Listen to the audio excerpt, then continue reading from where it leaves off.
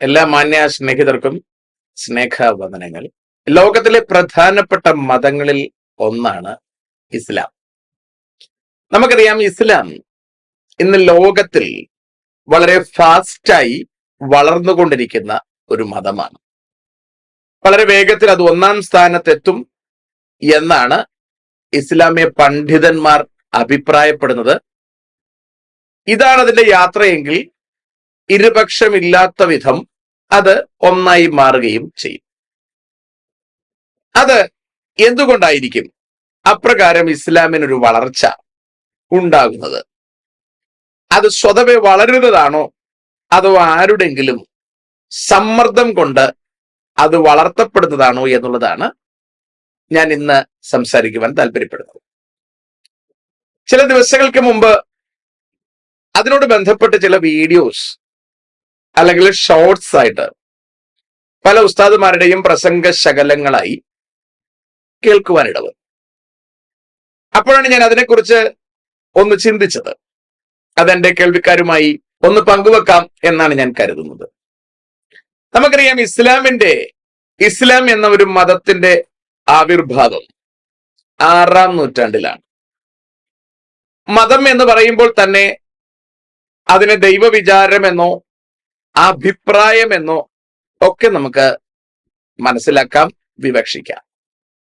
ദൈവത്തെ വെളിപ്പെടുത്തിയിട്ടുള്ള സാഹചര്യങ്ങളുണ്ട്.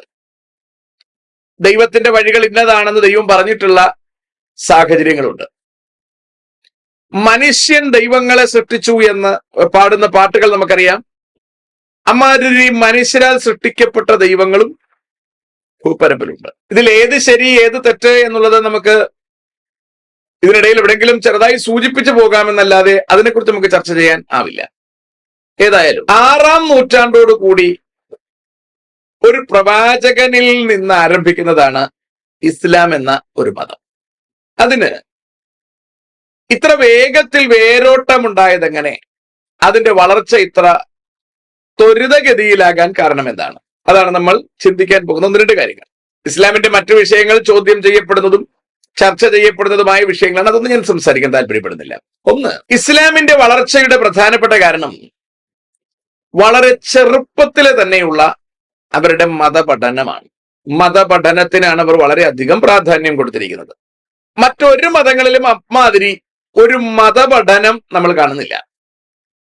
നമുക്കറിയാം, കഴിഞ്ഞ ദിവസങ്ങളിൽ കേരളത്തിൽ സ്കൂളിന്റെ ടൈമിങ്ങിന് ഒരു ചെറിയ വ്യത്യാസം വരുത്തണം എന്നുള്ള ചർച്ചകൾ ഉണ്ടാവുകയും അങ്ങനെ ടൈമിംഗ് വ്യത്യാസം വരികയും ചെയ്തൊരു സാഹചര്യത്തിൽ മതപണ്ഡിതന്മാർ ആകെ പ്രയാസമുണ്ടാക്കി. അവര് പറഞ്ഞത് ഇതിനെതിരെ പ്രതിഷേധം ഉണ്ടാക്കും, ഏതാണ്ട് അവർ പ്രശ്നങ്ങളുമായി മുമ്പിലേക്ക് പോകും എന്നൊക്കെയാണ് പറയുന്നത്. അതൊന്നും നമുക്കറിയില്ല. പക്ഷേ അത്തരത്തിൽ മതപണ്ഡിതന്മാർ പ്രശ്നമുണ്ടാക്കി മതത്തിന് അവരുദ്ദേശിക്കുന്ന മതപഠന സൗകര്യത്തിനുള്ള സംരക്ഷണം ഏർപ്പെടുത്തി വളരെ ചെറുപ്പത്തിലെ തന്നെ കുഞ്ഞുങ്ങളെ അവരുടെ മതത്തെ അവരുടെ ഉള്ളിൽ ഇംപ്രിന്റ് ചെയ്യാനുള്ള ഒരു ആവേശമാണ് ഇതിലെ പ്രധാനപ്പെട്ട കാര്യം. മതപഠനം എന്ന് പറയുമ്പോൾ ക്രൈസ്തവർ പഠിപ്പിക്കുന്നത് പോലെ ഒരു കേവലമായൊരു പഠനമല്ല. രണ്ടാമത്തതിന്റെ പ്രധാനപ്പെട്ട ഒരു കാര്യം നിർബന്ധ മതപഠനമാണ്. അപ്പം ചെറുപ്പത്തിലുള്ള മതപഠനം പ്ലസ് നിർബന്ധ മതപഠനം, ഇത് രണ്ടും കൂടിയാകുമ്പോൾ കുട്ടികൾക്ക് നിർബന്ധമായും അത് ചെയ്തേ തീരൂ എന്നൊരു നിർബന്ധത്തിലേക്ക് കുഞ്ഞുങ്ങൾ വന്നെത്തുകയാണ്. അപ്പോൾ കുഞ്ഞുങ്ങൾ നന്മയേത് തിന്മയേത് എന്ന് തിരിച്ചറിയുന്നതിന് മുമ്പ് തന്നെ, ചിന്തിക്കാനുള്ള ശേഷി ഉണ്ടാകുന്നതിന് മുമ്പ് തന്നെ അവരുടെ കാതുകളിൽ ഓതിക്കൊടുക്കുന്നത് മതചിന്തകളാണ്. അപ്പോൾ ആ മതചിന്തകളിൽ നിന്ന് ഒരിക്കലും കുഞ്ഞുങ്ങൾക്ക് പുറത്തു വരുവാൻ കഴിയാത്ത വിധം അതൊരു വലിയ ബോണ്ടിങ് ആണ്.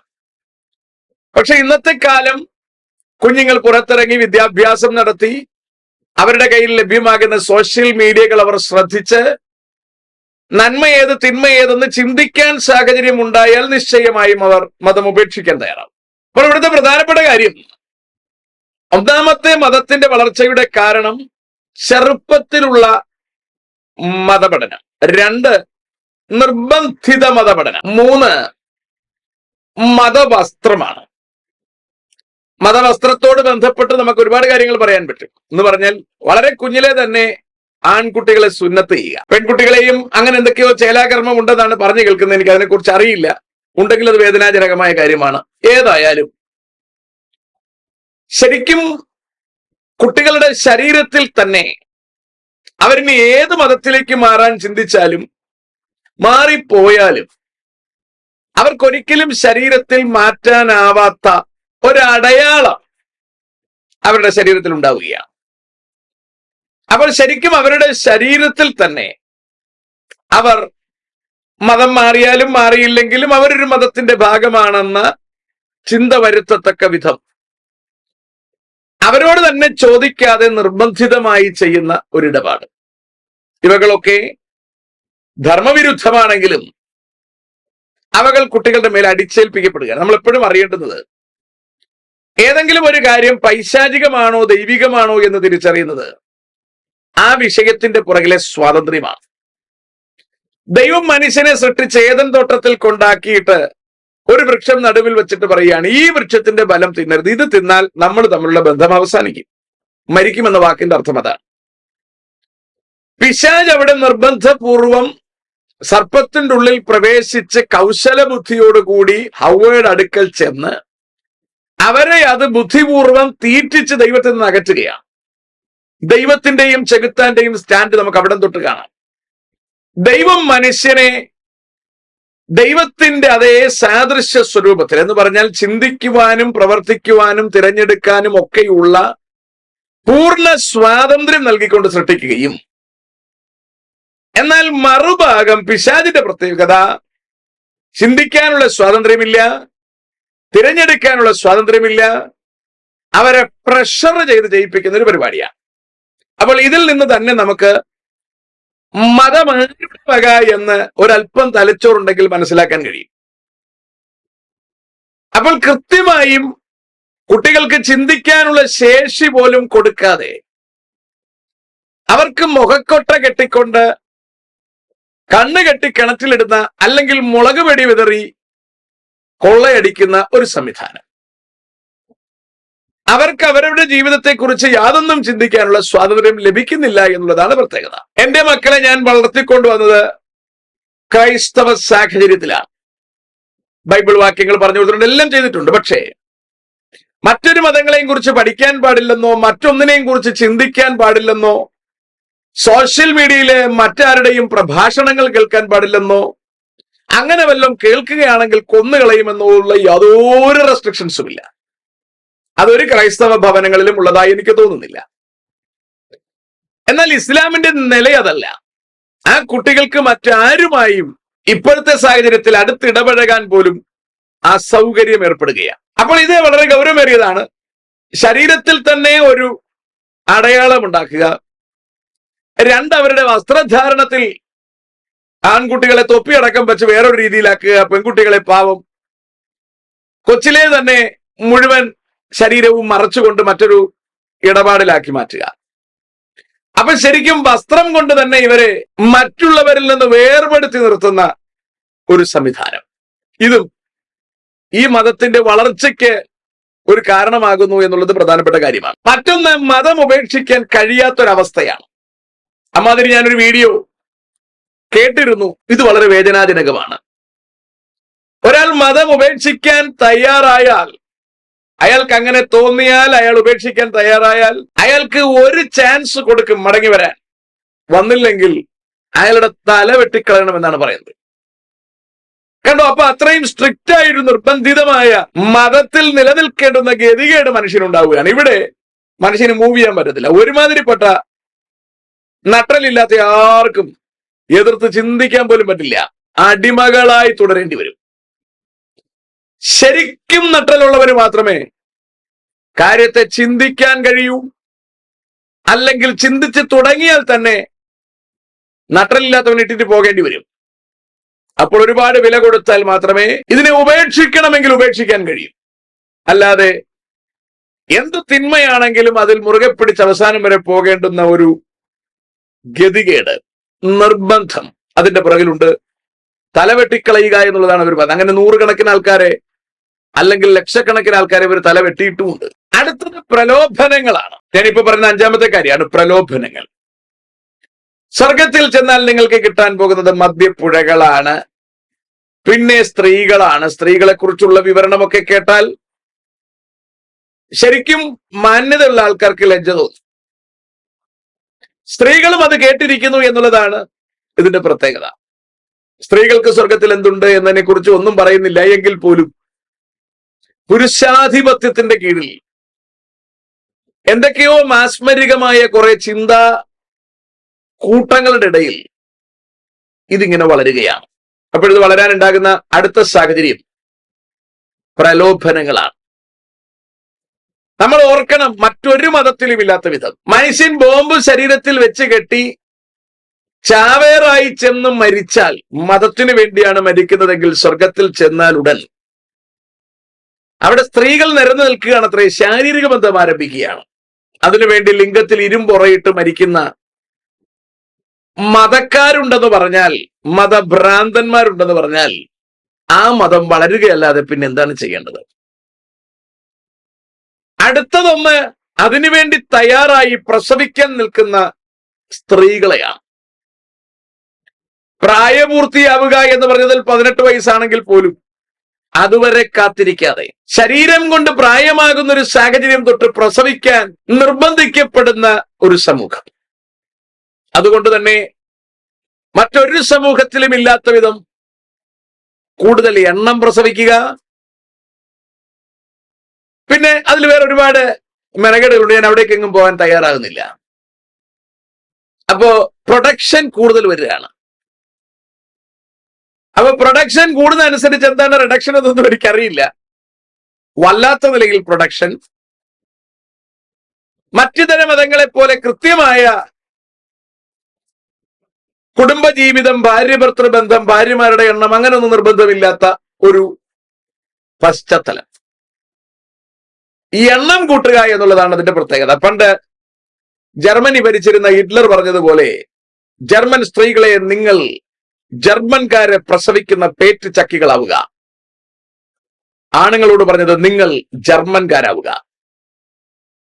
അമ്മാതിരി ഇഷ്ടംമാതിരി പ്രസവിച്ച് ജർമ്മൻകാരെ കൂട്ടി ജർമ്മനി നമുക്ക് പിടിച്ചെടുക്കാം എന്ന ആവേശത്തോടെ ഉയർന്നു വന്ന ഒരു സൈന്യാധിപനായിരുന്നു പിന്നീട് അധിപനായി മാറിയ അഡോൾഫ് ഹിറ്റ്ലർ. അയാൾ ആത്മഹത്യ ചെയ്ത് നീങ്ങുകയാണ് ഉണ്ടായത്. അയാൾ അയാളുടെ രാജ്യം പിടിച്ചെടുക്കുവാനും യഹൂദന്മാരെ മുഴുവനും കൊന്നൊടുക്കുവാനും നടത്തിയ ശ്രമം അതീവ ഗൗരവമുള്ളതായിരുന്നു. അമ്മാതിരി ഒരു ശ്രമം തന്നെയാണ് മുഹമ്മദിന്റെ ഇസ്ലാമും ചെയ്തുകൊണ്ടിരിക്കുന്നത്. ഇതിന്റെയും അവസാനം മറ്റൊന്നല്ല. മറ്റൊന്ന് ഗവൺമെന്റ് ആനുകൂല്യങ്ങളാണ്. ഈ മതത്തിന്റെ വളർച്ചയുടെ പ്രധാനപ്പെട്ട മറ്റൊരു കാര്യം ഗവൺമെന്റ് ആനുകൂല്യങ്ങളാണ്. ഗവൺമെന്റിന് ഇവർ പ്രഷർ ചുലത്തി കൂടുതൽ ആൾക്കാരെ പ്രസവിച്ചു കൂട്ടി ഹോട്ടൽസിന്റെ എണ്ണം വർദ്ധിപ്പിച്ച് ഗവൺമെന്റിൽ സമ്മർദ്ദം ചുലത്തി ആനുകൂല്യങ്ങൾ നേടിയെടുത്ത ആൾക്കാർക്ക് കൊടുക്കുക. ഇത്തരം പ്രധാനപ്പെട്ട സംവിധാനങ്ങൾ ഉപയോഗിച്ചിട്ടാണ് ഈ മതം നിലം തൊടാതെ വളരുന്നത്. അപ്പോൾ ഒന്ന്, ചെറുപ്രായത്തിലെ മതവിദ്യാഭ്യാസം. 2, നിർബന്ധമായ മതവിദ്യാഭ്യാസം. 3, മതവസ്ത്രവും മത അടയാളപ്പെടുത്തലുകളും. 4, മതം ഉപേക്ഷിക്കാൻ കഴിയാത്ത അവസ്ഥ, കൊന്നുകളയുമെന്നുള്ള അവസ്ഥ. 5, പ്രലോഭനങ്ങൾ. 6, ഗവൺമെന്റിന്റെ ആനുകൂല്യങ്ങൾ.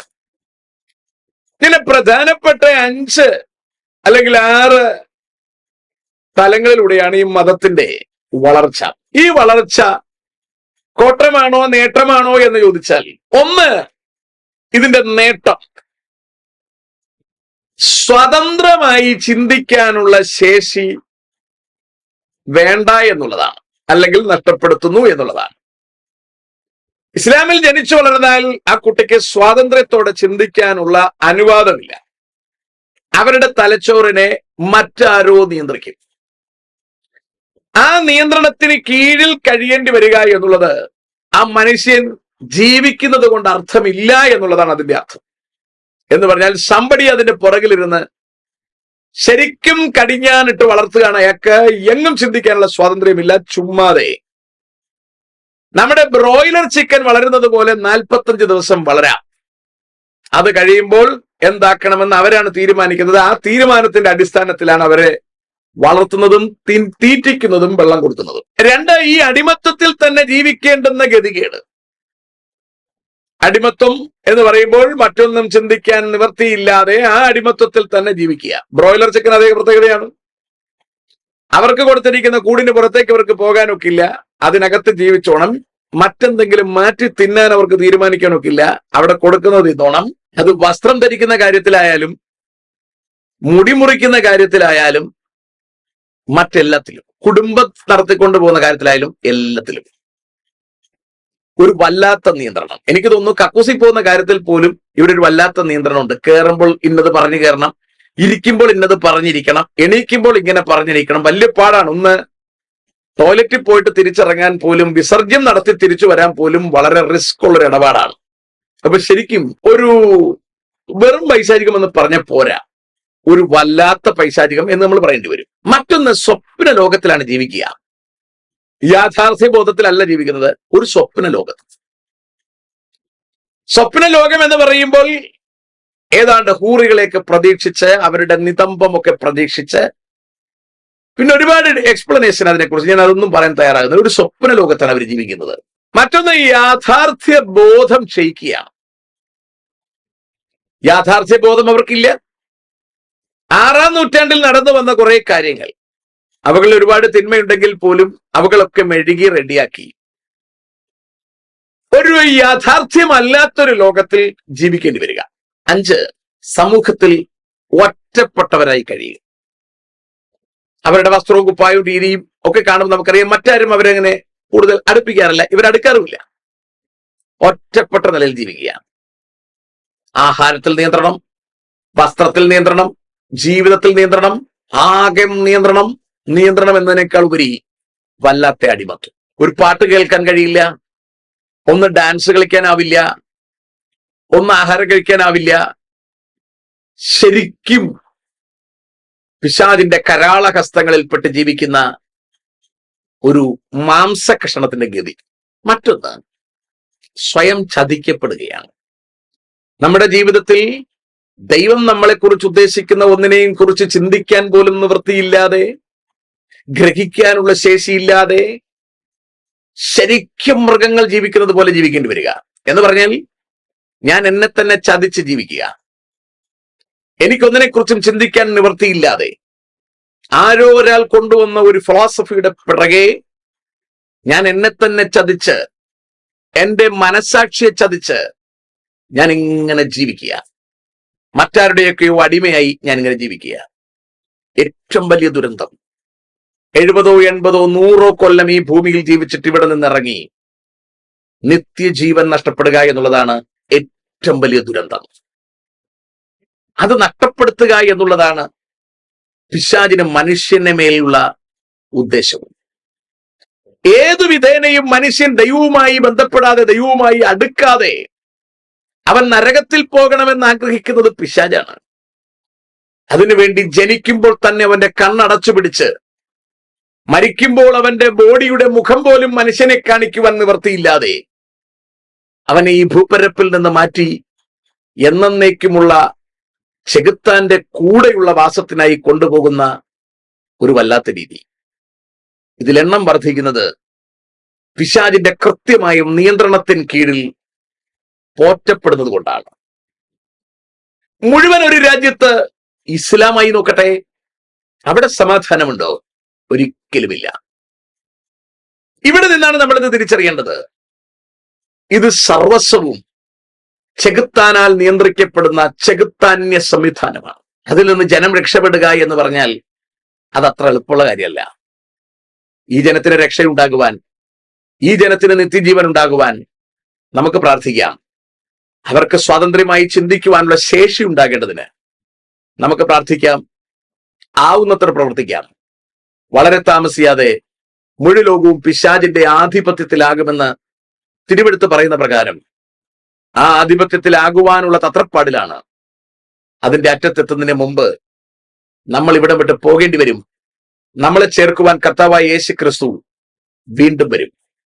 ആ മടങ്ങിവരവ് സംഭവിക്കുവാനുള്ള സാഹചര്യങ്ങൾ എന്തൊക്കെയെന്നുള്ളത് ക്രിസ്തു ശിഷ്യന്മാരോട് വെളിപ്പെടുത്തി പറഞ്ഞു കൊടുത്തത്, 2000 വർഷങ്ങൾക്ക് പുറകിൽ പറഞ്ഞു കൊടുത്തത് ഇന്ന് അതുപോലെ സംഭവിച്ചുകൊണ്ടിരിക്കുന്നു എന്ന വസ്തുത നമ്മൾ തിരിച്ചറിയണം.